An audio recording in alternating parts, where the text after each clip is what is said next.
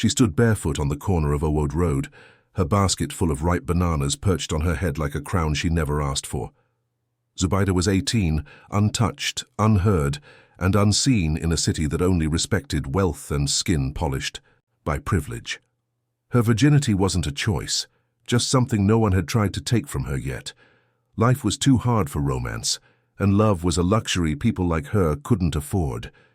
Each morning before the sun painted the sky gold, she would rise, walk miles into the local farm and pick the bananas her mother couldn't anymore. Her father was long dead, killed during a violent protest in Lagos, and since then Zubaida had carried the family's survival like a yoke on her shoulders. Her hands were rough, her back ached, but her spirit, still strong, still stubborn. She had just finished haggling with a rude customer when the black Range Rover slowed to a stop beside her. Tinted windows, big man's car. She was used to them passing. Windows up, music loud, pretending people like her didn't exist. But this one rolled the window down. "Banana girl," a soft baritone voice called. Zubaida turned, squinting into the car, instantly alert. Rich men didn't stop unless they wanted something, and not always something money could buy. "Yes, Olga?" The man inside had skin like roasted coffee and eyes that scanned her like a puzzle he couldn't quite solve. He looked young, maybe early 30s, and wore a watch that could feed her family for 2 years. A billionaire, no doubt, or at least close. "How much for everything on your head?" She blinked. "All of them?" "Yes." She hesitated. No one ever bought everything. That was almost 15,000 worth of bananas. "Enough for food, soap, and maybe her younger brother's school shoes. 15,000, sir." He nodded casually like it was nothing. "Add your number too." Her body stiffened. There it was, the cost. Nothing came free from rich men. They always smiled before they stole something. Dignity, innocence, or worse. "I know they do runs, Olga," she said sharply, her pride flaring up despite the hunger in her stomach. He smiled, like her honesty amused him. "Good. I'm not asking you to, just let's talk again sometime. You're different." He paid in crisp notes, took the basket off her head himself, and drove away with her bananas and her peace. That night, she couldn't sleep. His face haunted her. Why did a billionaire want to talk to a poor banana seller with calloused hands and dust on her ankles? Days passed, then he returned. Same car, same smile, no creepy vibes. Just talk, long talks, about life, about pain, about dreams. He told her his name was Dimeji, the son of a powerful oil tycoon in Abuja. Traveled the world, could buy the whole street she stood on, but he didn't look at her like he was better. And just like that, a fire started in Zubaida's chest. She tried to fight it, but the kindness in his eyes, the patience in his voice, it was dangerous. She started to believe, to hope. Then came the night he invited her to dinner. Real dinner. In a 5-star hotel that looked like heaven wrapped in chandeliers. She borrowed her cousin's dress, shook as she entered the room, and found Dimeji, already waiting, smiling like a man who knew what he wanted. She was still a virgin, but not stupid. She knew what men expected after wine and soft music, but Dimeji didn't touch her, not even once. He only said, "Zubaida, I think I'm falling in love with you." And that broke her more than any touch could have, because poor girls like her, they weren't meant to be loved by billionaires, but maybe, just maybe, this was real, or maybe the heartbreak was just waiting around the corner. The next day, Zubaida couldn't sell a single banana. Her mind wasn't on the street. It was back in that glittering hotel room, still stuck on Dimeji's words. "I think I'm falling in love with you." She kept repeating it, trying to find the lie in his voice, the trick in his tone. Men had flirted with her before, traders, mechanics, even a married pastor once, but this felt different. Or maybe she wanted it to feel different. That was the danger. Mama noticed her strange mood that evening. "You know well?" she asked, stirring soup over the fire. Zubaida only smiled faintly and shook her head. "I dey fine." But her heart was noisy even if her mouth stayed quiet. 3 days passed before Dimeji came again. This time he didn't stop the car. He stepped out. People stared. He was wearing white linen, expensive perfume, and a confidence that made people make way for him without asking questions. Some of the market women whispered, some giggled, others warned her with their eyes, "Don't fall for his type, ego end." In tears. But Zubaida had already fallen, or was still falling. She didn't even know anymore. Dimeji walked up to her, smiling like they were alone in the world. "I want to take you somewhere. I'm working. I'll buy everything." "On your head. Again." Zubaida glanced around, then sighed. "Wait, make I tell my mama?" 10 minutes later, she was in his car again, her fingers clutched tightly in her lap. He drove out of the city, past the loud horns and shouting traders, into quiet roads and green spaces she never knew existed. They stopped at a private lake house. Zubaida's feet hesitated at the door. "Nah here?" "Yeah," he said. "Don't worry, I just want to show you something." The place was beautiful, clean, silent, like it had never known poverty or struggle. They sat near the water, and for a moment she forgot who he was, who she was and what society would say. "You know," Dimeji said quietly, "the first time I saw you, I was having the worst day of my life." Zubaida tilted her head. "Person like you, with problems?" He chuckled. "You'd be surprised. That morning I found out my fiancée was cheating on me. She was pregnant. The baby wasn't mine." Her eyes widened. "She was from a rich family. Our marriage was business, not love. But I thought I could grow to love her. Then I saw you, angry, sharp-mouthed, full of fire. And I realized what real looks like." Zubaida didn't know what to say. Her heart was now pounding like a talking drum. "I don't care that you sell bananas. I don't care that you're poor. I just want you." She stared at him. "Why me?" His voice softened. "Because you're the first woman who ever made me feel like a man, not a wallet." He leaned closer, not touching, just enough for her to smell the faint scent of his cologne. Zubaida froze. Her heart wanted this. Her body ached for the warmth she'd never known. But her soul was screaming in fear. "I'm a virgin," she whispered. It felt like a confession, a warning, a shield. Dimeji didn't flinch. "Then I'll wait." That made her chest tighten. No man had ever said that before. That night, he dropped her off at home with nothing but a soft kiss on the forehead. Her mother watched from the window, frowning.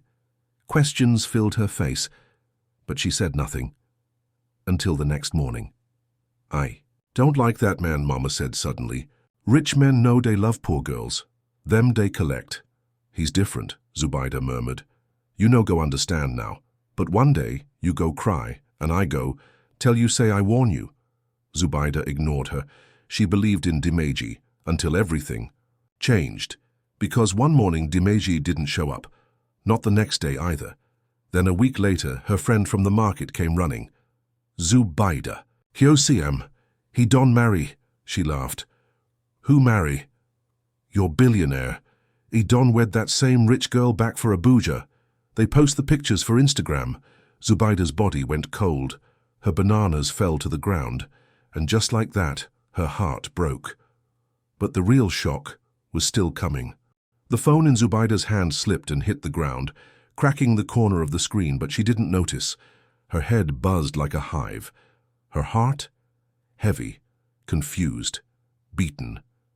She stared blankly as her friend Amina shoved the phone screen in her face again.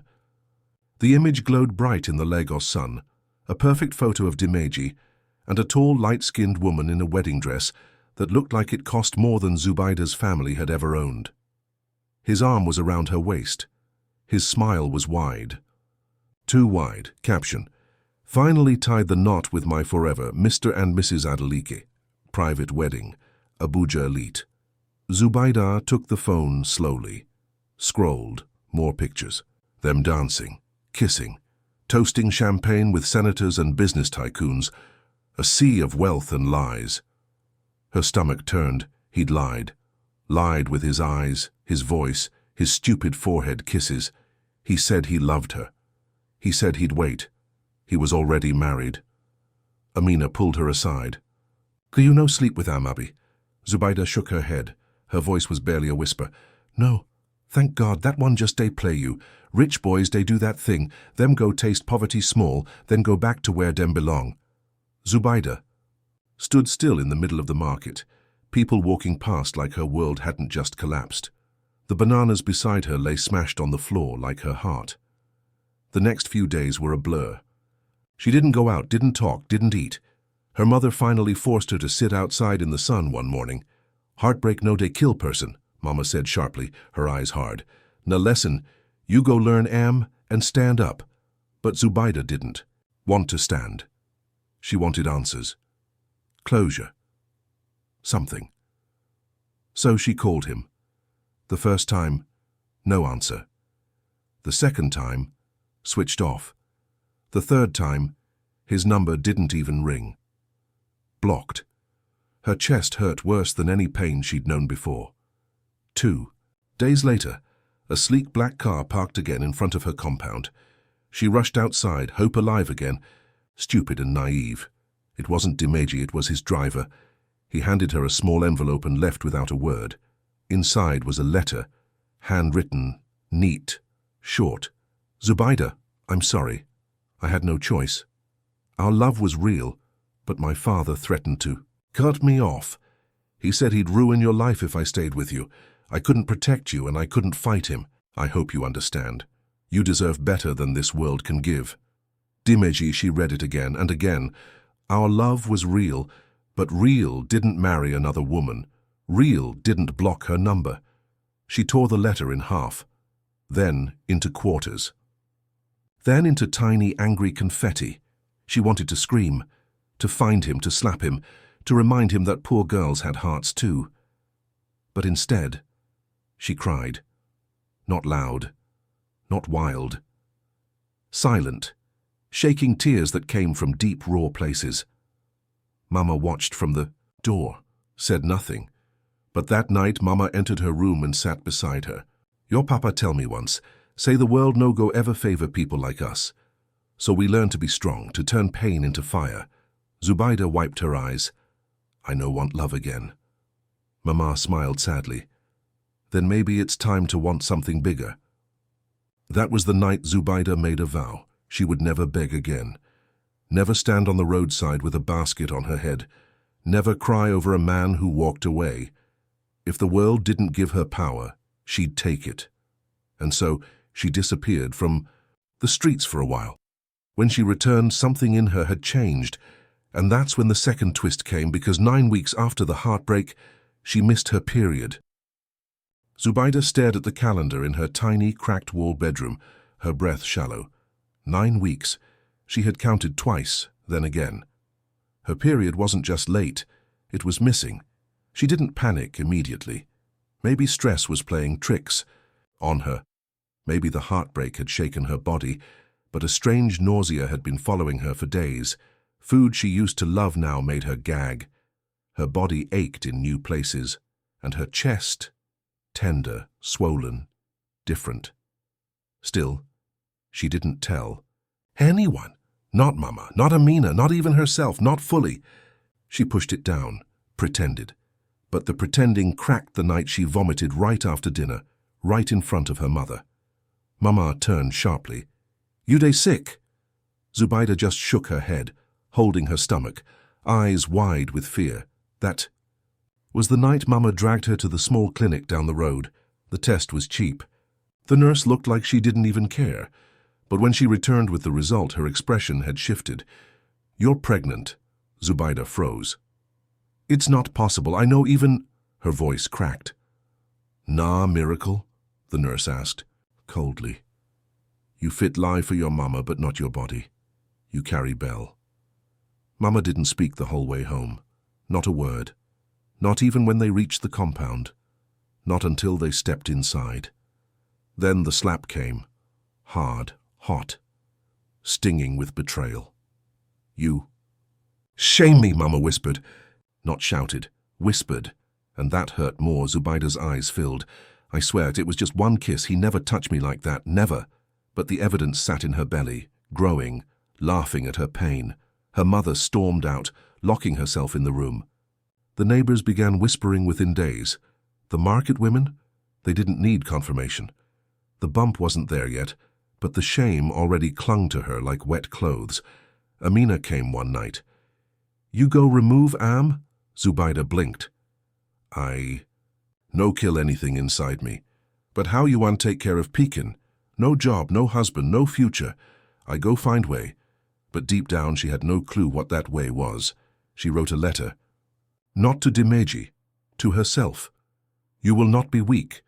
You will not beg. You will raise this child, even if the world spits on you." Still, the nights were heavy. Sometimes she cried into her pillow, whispering his name, asking why he said he loved her, if he was just going to vanish. Why he kissed her like a promise, only to leave her with nothing but a baby and a memory.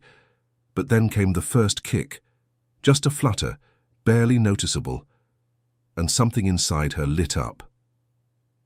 Love. Real love. Not the borrowed kind, not the lies. For the first time, Zubaida smiled again. That same week she started learning. She begged a woman down the road to teach her how to bake chin-chin and puff-puff, started selling it in small packs, just 5 packs a day, then 10. People loved her recipe. She changed the wrapping, added her name to it. Zubi Snacks. The belly grew, so did the hustle. No more banana seller, no more roadside girl. Now she carried her head high, apron on, fire in her eyes, until one Saturday afternoon, in the middle of the busy market, a familiar black Range Rover pulled up. The door opened, and out stepped Dimeji, holding hands, with his wife, pregnant, smiling, glowing. But when his eyes met Zubaida's, his face lost all color, because her belly was showing now, and the look in her eyes wasn't love anymore, it was war. The world didn't stop spinning when their eyes met, but for Zubaida everything inside her did. Dimeji froze mid-step, as if the concrete beneath him had turned to ice.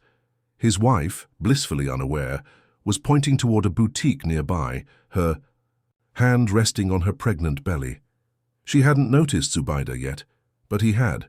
Zubaida didn't look away. She didn't blink, didn't tremble.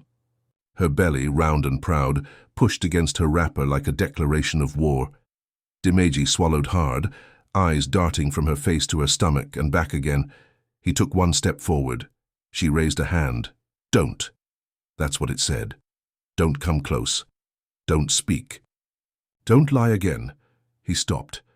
Zubaida turned away like he was nothing but stale air and walked slowly back to her stall, her tray of chin-chins still warm from the morning. Her customers were staring, but she didn't care. Let them look. Let them wonder.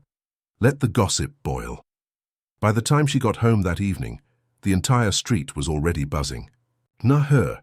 That's the girl with Dimeji's baby. Is that why the billionaire ran out of the market like that today?" Mama was waiting at the door, arms folded. "He see you." Zubaida nodded once. "What he talk?" "Nothing." "Good."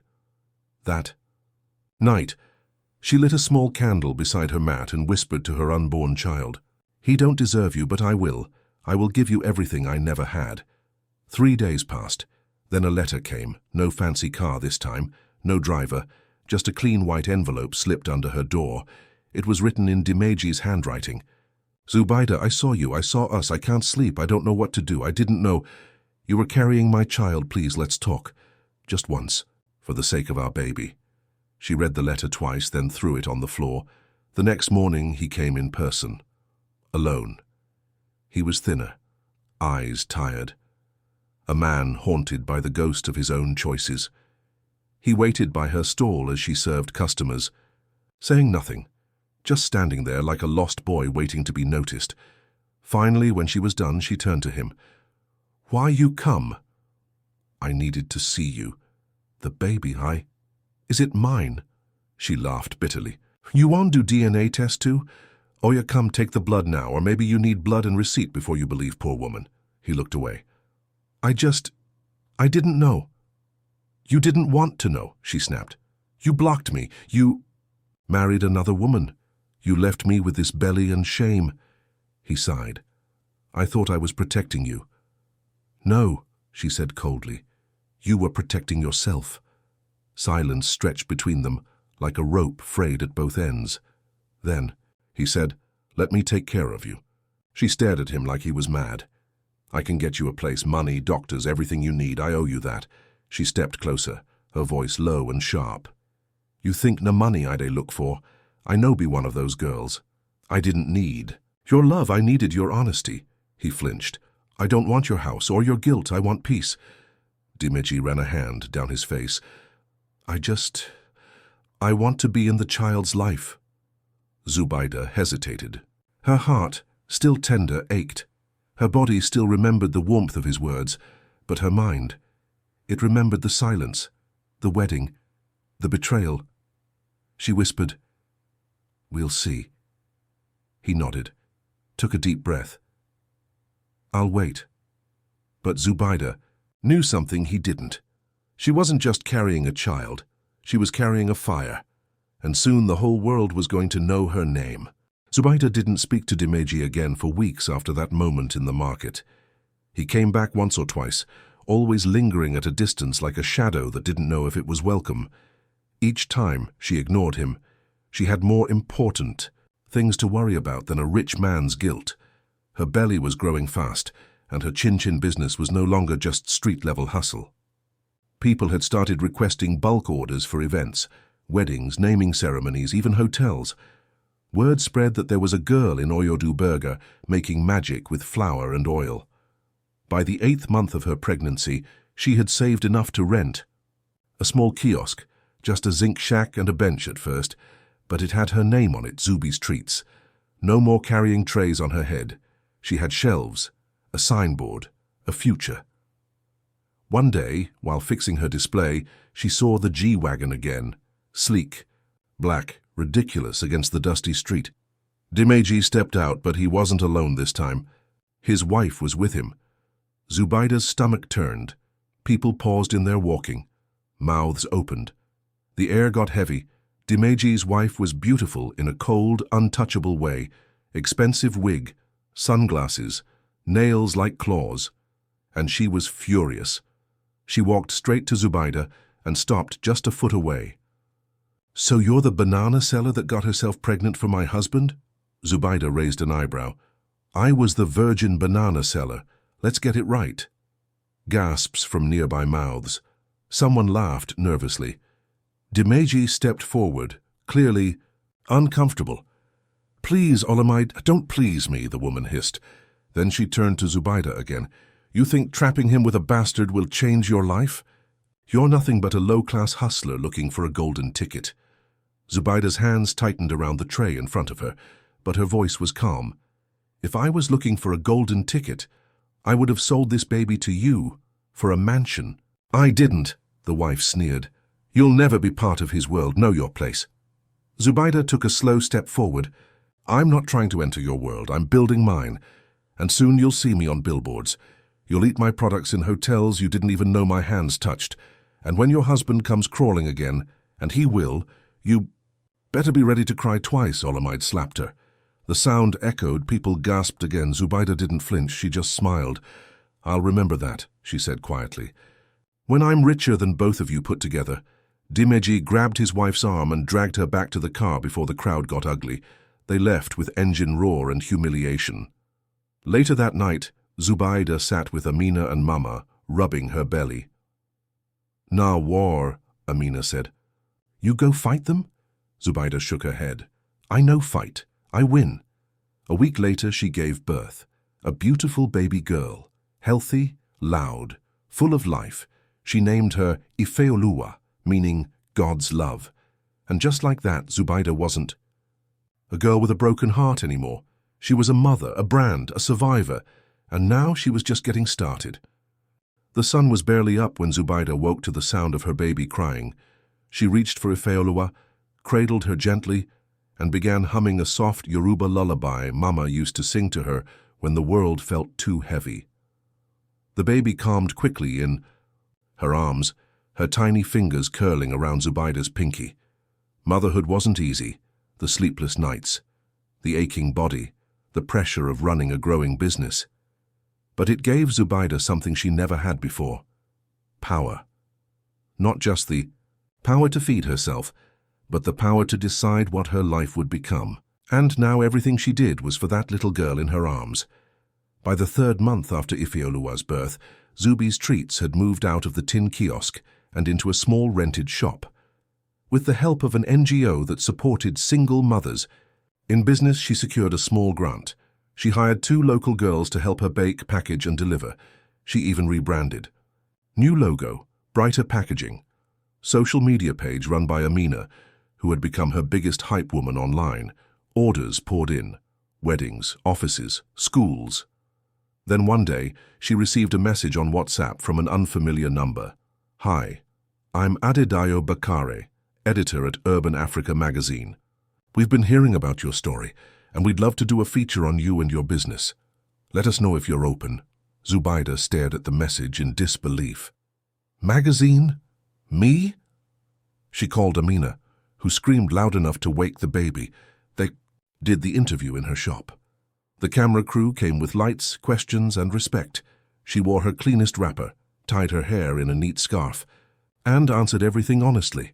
How she started selling bananas at 14, how she got pregnant and was abandoned, how she turned pain into purpose. "I wasn't rescued," she said to the camera. "I rescued myself." The article dropped. A week later, the banana seller who baked her way out of poverty. Urban Africa magazine, it went viral. People flooded her page, orders doubled. She got interview requests from radio stations. She was invited to speak at a women's empowerment event. Zubaida, the girl once shamed for being a single mother, was now being celebrated for her strength.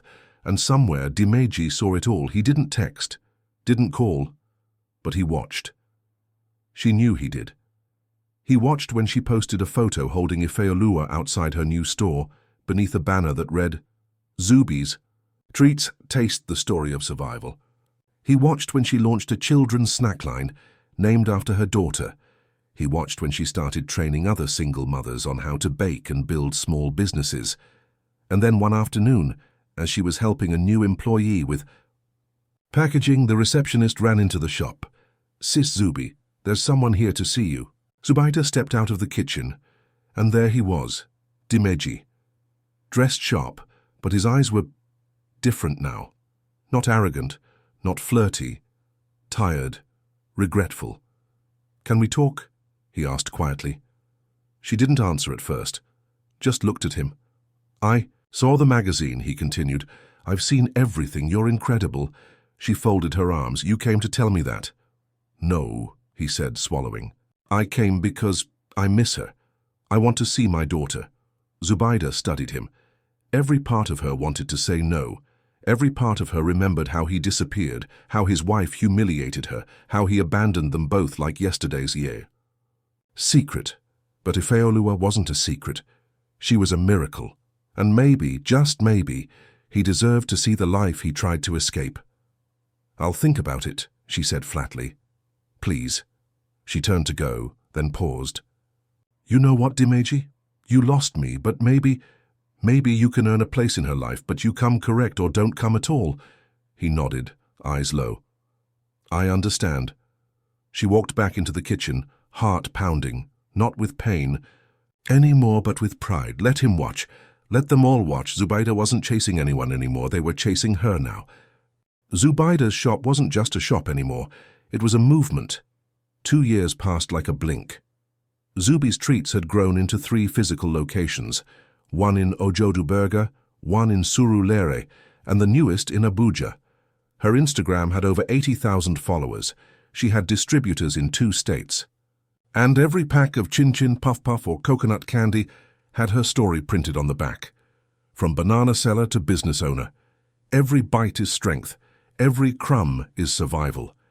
She had become a symbol, not for perfection, but for raw, unfiltered resilience. Ifeoluwa was now walking, talking, and terrorizing the house with her toddler mischief.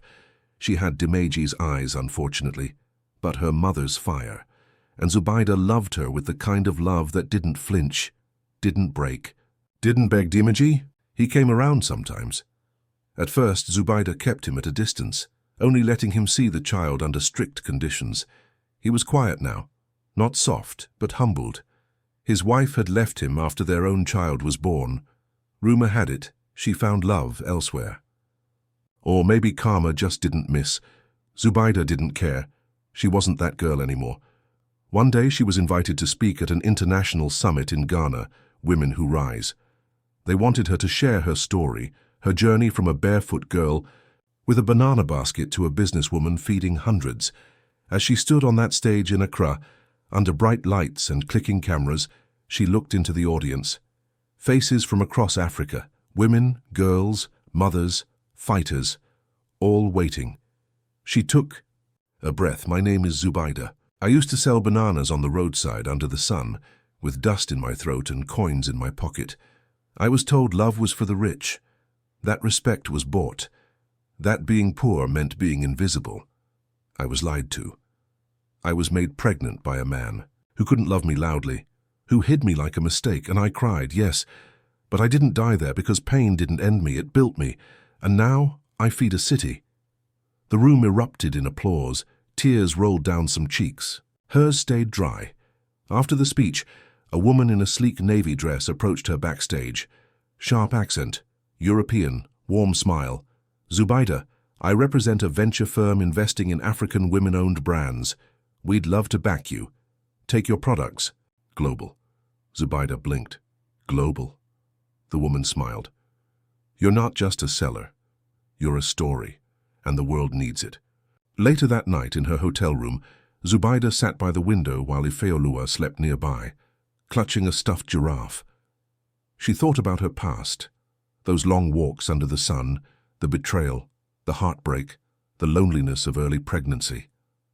And now, here she was, from banana peels to boardrooms, from ignored to unstoppable, and she hadn't even hit 30 yet.